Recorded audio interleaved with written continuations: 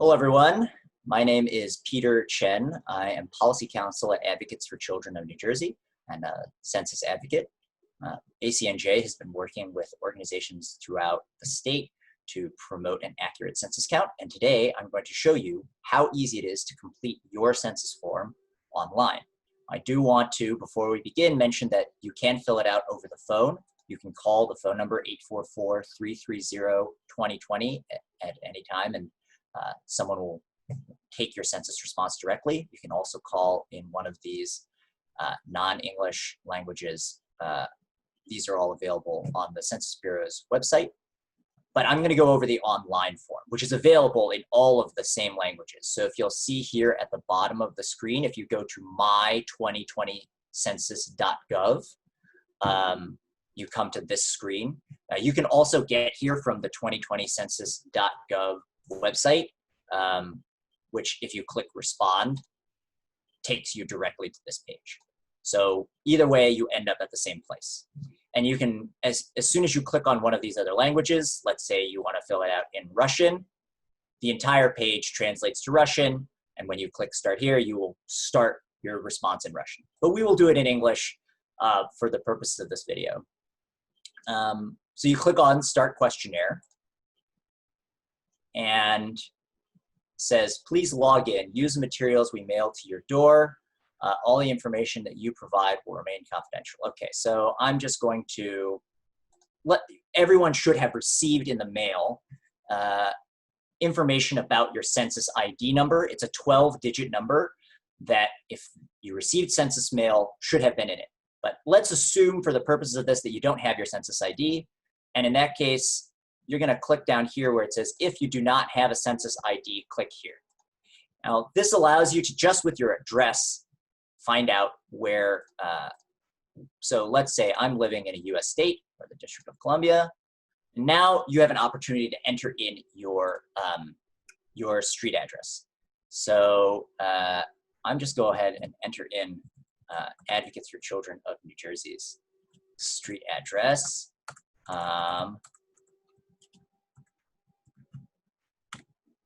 Okay, and I also want to point out, for people who don't have a street address, people who may be between households, they may be temporarily experiencing homelessness, they may have maybe in the process of moving and don't have a street address more broadly, they maybe live in a rural area that doesn't have a street address. There's also a box here for I do not have a street address. And if you don't have a street address, you can put in other information to identify roughly where you are and where you sleep regularly.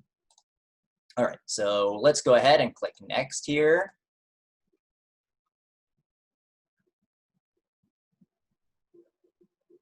Okay, so you provide your name and telephone number.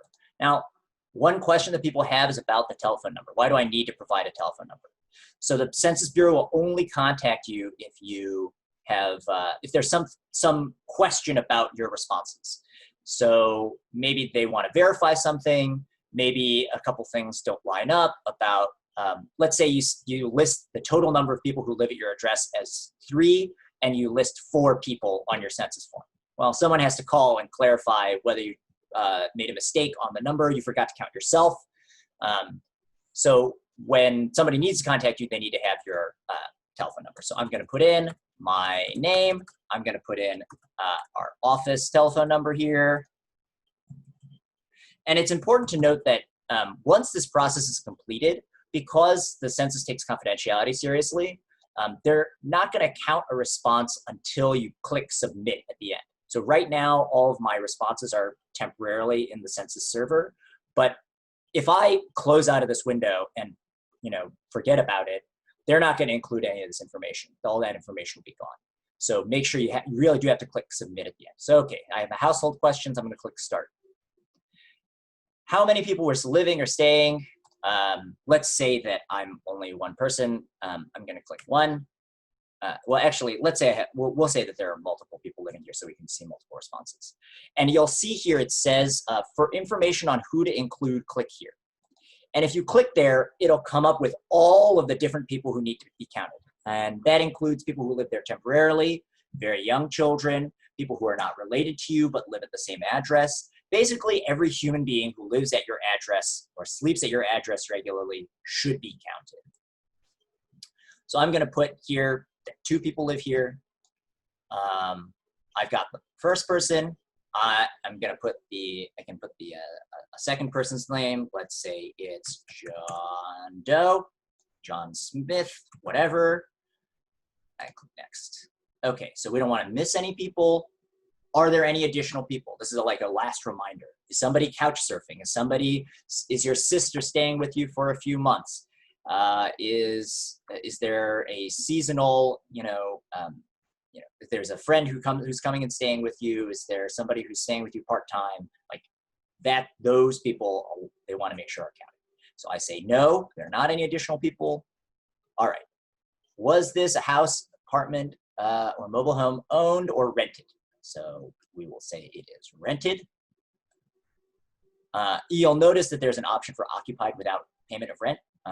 So that is a special condition that applies to certain folks. But mostly this is asking, do you own or do you rent your home?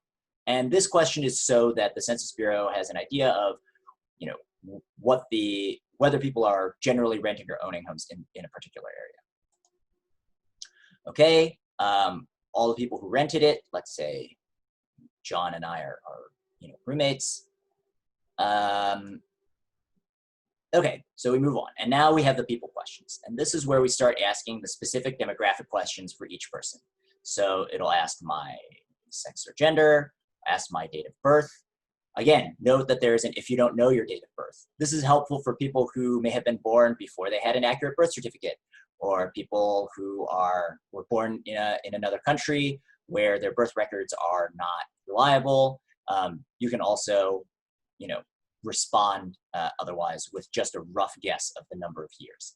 And it's important that on any individual question, if you don't know, you can't just click next. It'll say, please provide an answer to the question.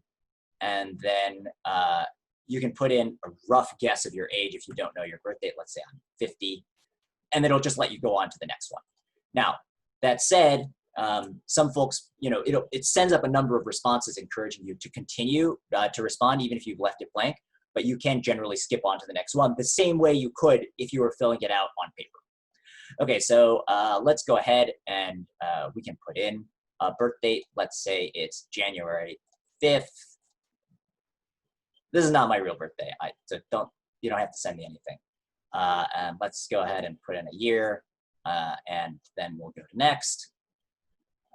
Is Peter Chen of Hispanic, Latino, or Spanish origin? So, this is Hispanic or Latino or Spanish ethnicity is a separate question on the form, separate from race. So if you are of Hispanic, Latino, or Spanish origin, you can check one of these boxes. And if you don't fit into one of the categories, you can check this box and write in, Dominican, Colombian, etc. But as for me, I am not of Hispanic, Latino, or Spanish origin, so I can click next. What is Peter Chen's race? And again, here you can select, as many boxes as you want. And you can also include information about a specific national origin or identity that you claim. So you could say that you're German or Italian, or you can say you're Black Nigerian, or you can say you're Asian Pakistani. In my case, I think I would probably check. I think I checked Chinese and then other Asian and filled in Taiwanese. So we can do that here. And click next. That's it. And then you just fill it out for all of the additional people. So I go to John Doe, how John Doe is related to me. Let's say that John is my roommate. And then I fill out all this information for John as well. Now you do need to fill this out for every person living in the household. So in the case of John, let's say he's my roommate. I know that he's male. I know that he's 32. But I don't actually know his Hispanic, Latino, or Spanish origin. I don't actually know John's race or what he considers to be his race, and I just click next and I just keep skipping them. That's okay. Okay, the key is to fill out as much information as you can and as much information as accurately as possible. But if you don't know information or you're not sure about information and you click next, you can skip questions. And then we get to final questions. We want to make sure everyone is counted only once. Some people live or stay in more than one place. So do any of these people live anywhere else? Are they attending college? Do they live with another parent or grandparent? Are they on military assignment? Are they incarcerated? Do they live in a nursing home? And you can check whether or not people stay anywhere else. I'm going to say none of the above. Now, this is the last chance. This is when you click submit here. This right here. Once you click submit, that information is now at the Census Bureau and you're done. And that didn't take much time at all. Now, if you have more people in your household, you can submit, you might, if there are 10, 12 people in the household, you can see how this would take longer than 10 minutes. But for most folks, completing this should take, 10 minutes or less. And your response, informs not only political representation, but also funding and data collection more broadly for your community and your family. So thanks very much. And I'm not going to click submit here because this is not, these are not accurate responses. I'm just going to close out of this window. And with that, the Census Bureau will no longer have that response is now gone. So make sure that when you do your census that you get to that last screen and you click submit to make sure that your census information is collected, that your family and your community count in 2020.